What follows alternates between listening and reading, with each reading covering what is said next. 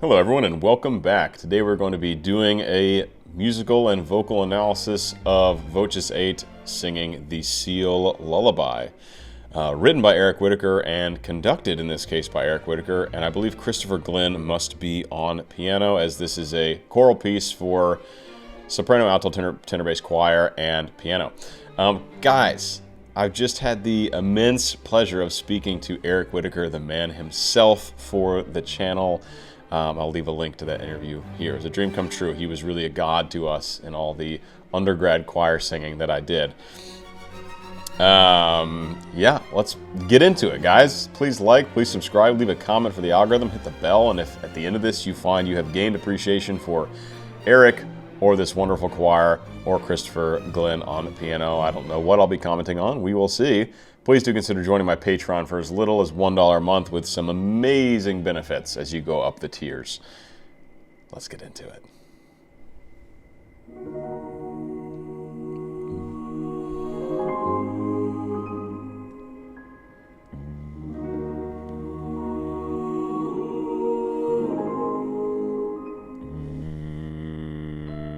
Is there an E flat or an E flat? E flat minor, I suppose. And the choir starting off on ooh. I'll tell you, man, singing a nicely blended ooh in a chamber choir is like a musical highlight of my life. The ooh vowel just blends so well. It doesn't have very strong overtone presence, so the sound's not very bright. It's more of a muted kind of vowel, and it just blends so well. And when you get a group like Voces8, who just, they're the masters of blending. Truly, chamber choir is where the best vocal blending happens, period, in the world. Chamber choir, boom, best vocal blending. And no group does it better than this group. So this group blending on an ooh vowel is just chef's kiss.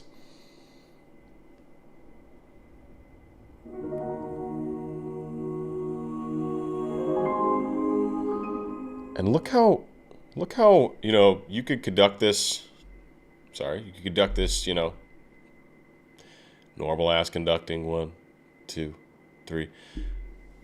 Eric uses these like stretching motions to kind of show the crescendo and stretch the voice out and keep it flowing.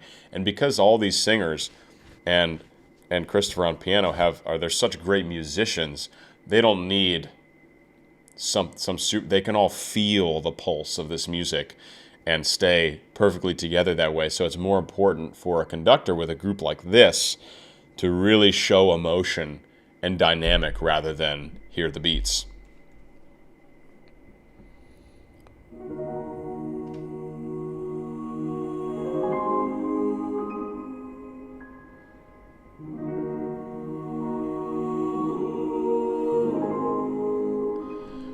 For most of these first two phrases, we're getting a bit more presence from the high voice, I believe the soprano part.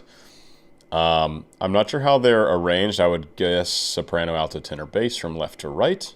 I believe that is the case here. That would be pretty customary in an arc setting like this. Until the tenors get up into their higher range, the sound is relatively overpowered by the soprano. The blend is still beautiful. I'm just pointing out there's a little more soprano sound in the blend.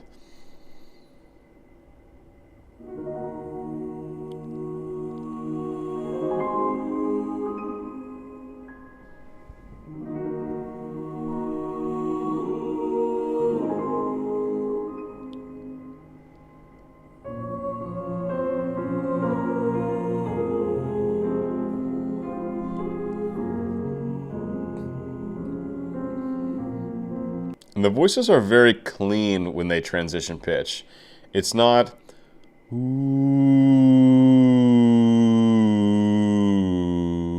it's ooh. And that means at the start of each, essentially at the start of each note, they're locking in immediately. There is a time and a place for sure to be more slidey or muddy, or whatever, with the less accurate as far as rhythm is concerned.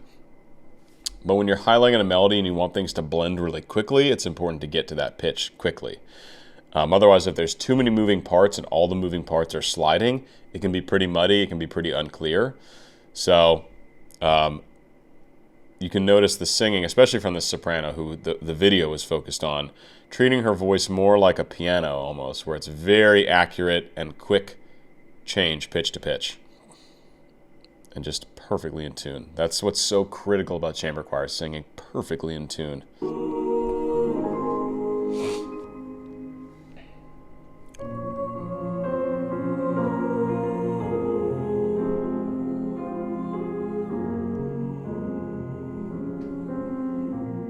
Really mimicking that piano part.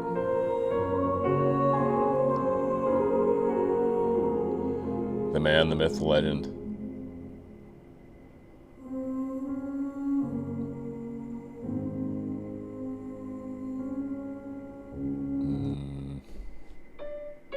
And we end up in C sharp major, starting in, I believe, E flat minor. Very, very, very cool.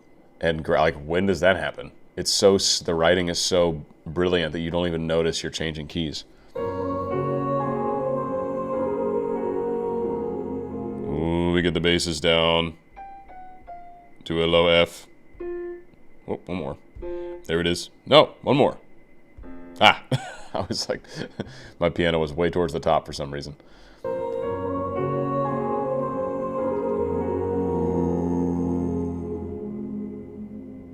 I love that it stops there.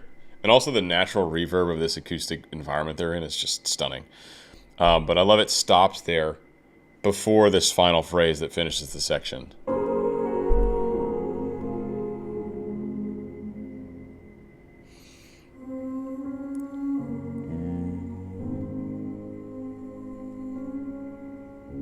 Still more soprano than low voice, for sure.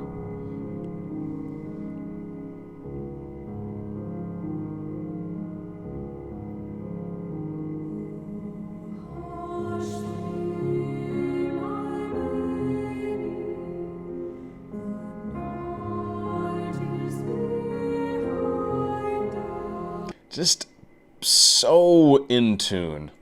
Just perfectly in tune, the three of them. It's like one voice is singing. And we do have harmonies going on from, I would assume, tenors over there. But again, the mixing done is definitely heavily leaning towards the people who have the lead melody here, which I believe is soprano. I don't know the members of the group. I think there's 8 of them, so this is probably 2 sopranos and 1 alto here on this lead.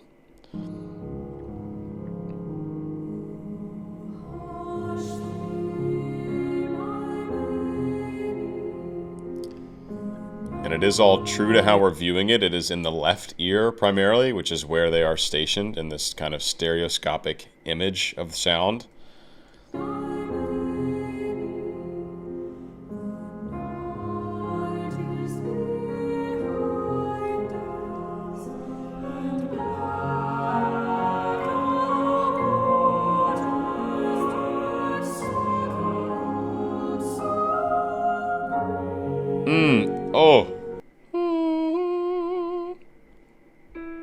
Up to F5 there. And did you notice that little stretch right at the end of that phrase? That's something that's so wonderful about working in a live setting. If you've got a great conductor and a great group of musicians, you can make new decisions on the song right then and there. I can't remember if this happens in the original, but there's a very clear ritardando, a very clear slowing of the tempo at the end of this phrase, at the end of this, pretty much this kind of lead solo section for the sopranos, or soli section. Solo would be one person, soli is a section solo.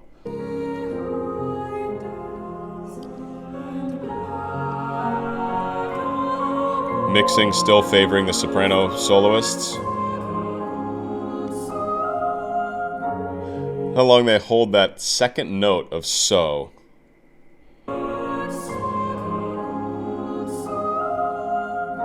Just enough.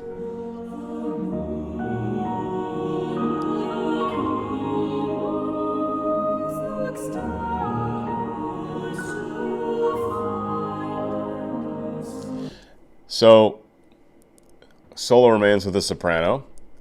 We get other voices doing words, or at least syllables, from the soprano solo, picked and chosen slightly different rhythms than the soprano's doing, right? So you might have the soprano sing it and then a slight echo from one of the other sections. You might have a soprano singing a 2-syllable word with one of the sections doing just the first syllable. Like, let's say the soprano goes, going. The other sections might just go, go, go, and just hold that first syllable. So there's all these little variations happening in the background here.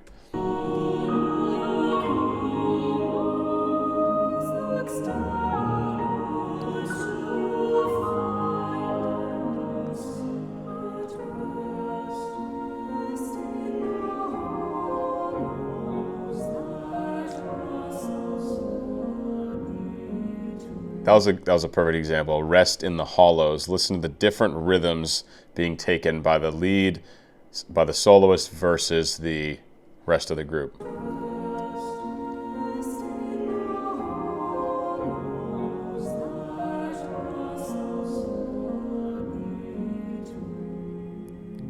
Something else Eric Whitacre is really, at least in my opinion, known for, he will wait to give the low notes to the basses, essentially, which makes them much more impactful. You're not getting them all the time, and they're usually not extremely low anyway. I mean, Eric Whitacre might save a low F for the end of a song, but when placed the right way, it feels like the biggest, most amazing low note in the world.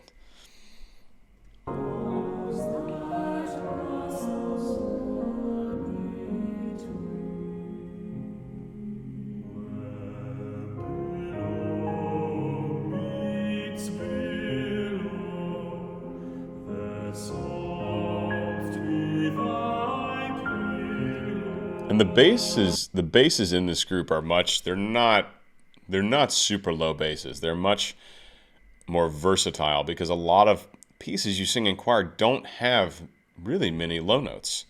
Low F, that's like a very reasonable low note to be used in a choir, which any bass has.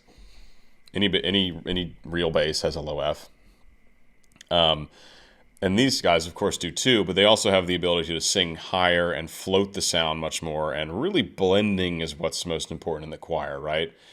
As long as you have the notes needed for the bass range, blending, your ability to blend with the other singers is probably the most important thing about being in a choir. Can you read the conductor? Can you blend? It's really obviously, but it really is a group effort. So these guys, basses on the higher side of the bass voice, I would wager, and on the lighter side of the bass voice as well. They're not big, dark, woofy sounds. But they have this beautiful solo here. I want to get some pitches.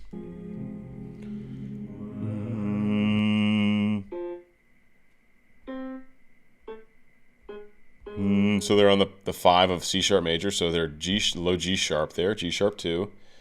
Do.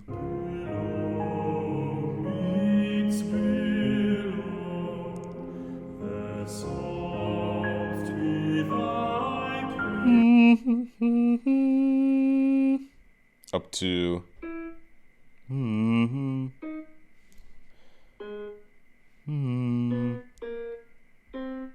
that took me a while. Just up to middle C there, but keeping in that very light, floaty space. So the solo there for the basses is G sharp 2 to middle C. C4.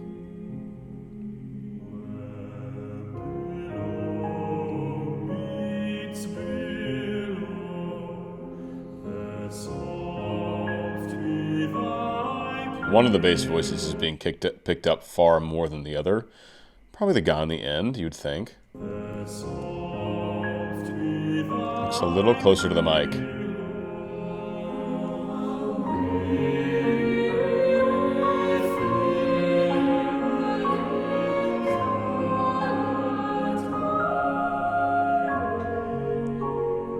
Another ritardando there to hold that pitch just a little bit longer, milk a little more juice, and then we get, something Eric Whitacre. A lot of these, all these things you're hearing are things he's known for. He's a legend in the choral community. Suspensions, both dissonance used in a beautiful way, I would say, and suspensions. Even just for a split second, but there's both that stretch on the high note here for the sopranos, stretch that note out, and then we get a suspension, a short suspension right here at the end.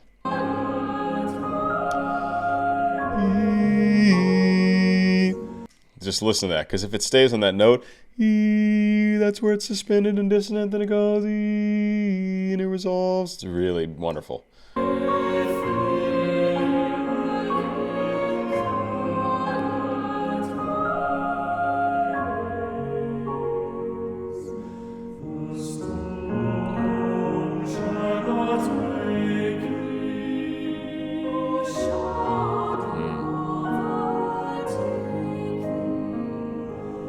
I love that trade-off there. We have a tenor bass harmony solo, and then we have a soprano alto harmony soli.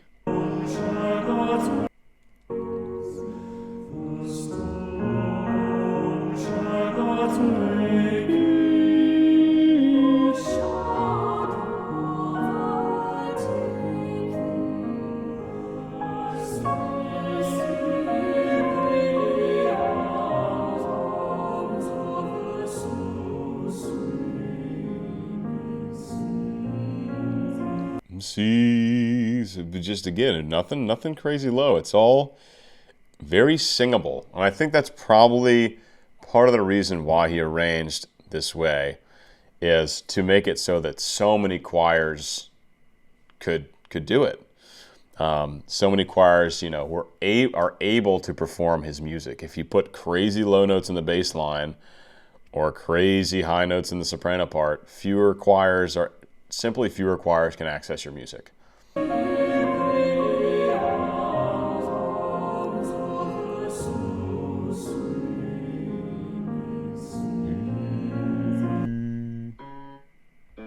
So now we're in ends on the relative minor, B flat minor, or the 6th chord of C sharp major.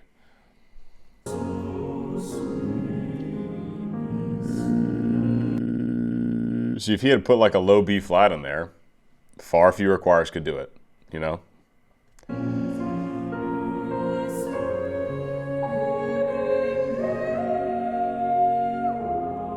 Big stretch there. I don't know what the music looks like, but I'm guessing big stretch on that note. Rubato. It's like it's floating. That's probably the lowest note we've heard from the basses so far, low F.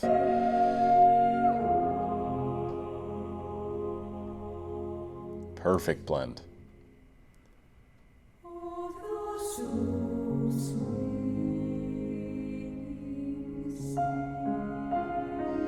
And then essentially trading off with the piano here, piano getting more of a highlight.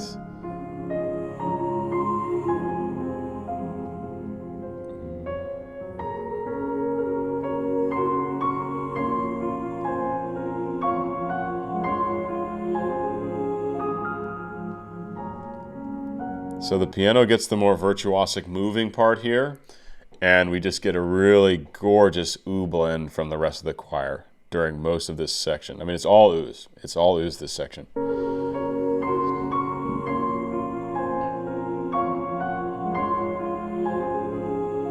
And you'll notice that same melody in the piano is what we heard from the sopranos earlier, multiple times.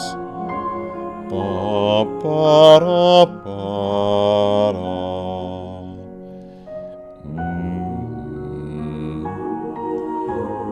So essentially, this piano part is really mimicking what we've heard vocally so far. And earlier, the piano was doing more accompaniment, aside from the very intro.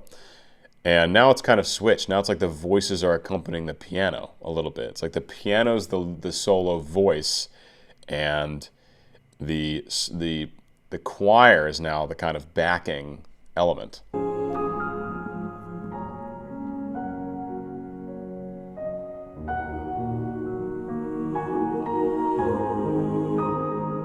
And you'll notice, because there's no solos happening or solis happening in the voices, we're getting a much more even blend from bass all the way up to soprano. Earlier when the sopranos had it, it was much more soprano focused. Now it's much more evenly blended.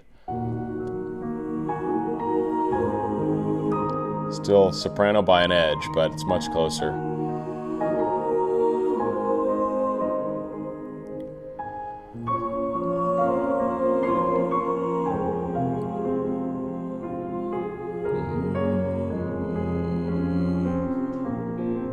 F again for the basses.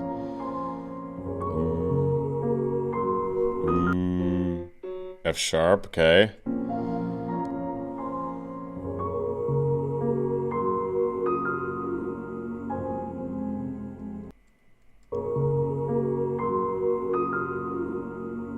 Either dissonance or maybe a very slight tuning imperfection. Maybe. Or maybe there's a more than likely there's a half step dissonance written in there for just a second. The dissonances that are sustained are much easier to tell when it's right or wrong. If you sustain like this, it's easy to tell that that's supposed to be the dissonance. If it's in from some passing notes and it just happens for a split second, like consonant, consonant, consonant, dissonant, consonant, it's harder to tell if it's written or a mistake. I'm guessing they didn't make a mistake.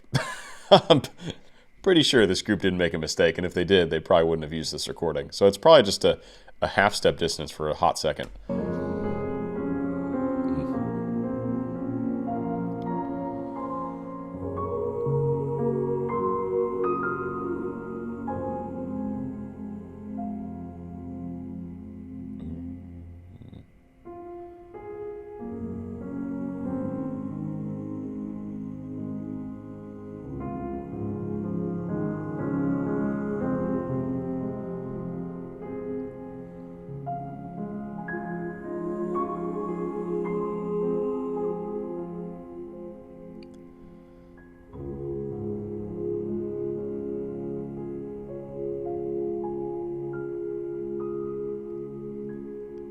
That blend.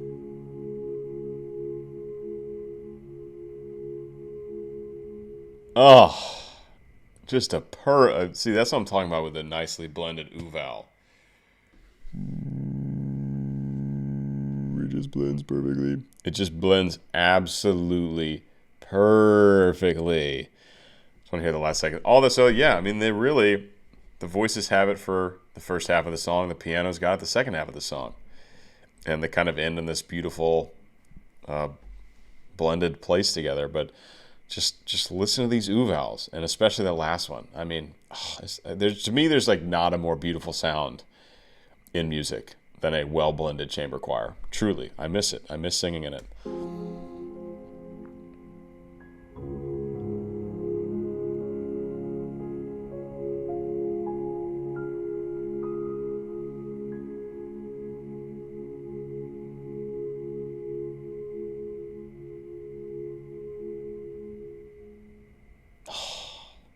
Just a little reverb tail.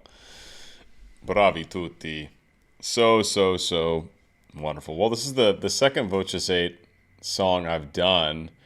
Voces8. I think people pronounce it differently. I can't remember what they call themselves. The second one I've done, I'll leave a link to Sleep here, also by Eric Whitacre. That is the only other chamber choir analysis I've done. Probably did that a year and a half ago or so.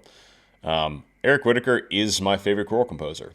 Truly. I love his music. There was one summer when I wrote a bunch of choral music, and it was all inspired by his style of writing. I think he's a genius at writing choral music, especially. Guys, hope you enjoyed. Hope you learned something. Hope you liked the analysis. And yeah, please do like, subscribe, leave a comment, hit the bell, leave suggestions. And if you found yourself enjoying and appreciating any of these artists more during my analysis, please do consider joining my Patreon for as little as $1 a month. And I'll see you guys in the next one. Bye-bye.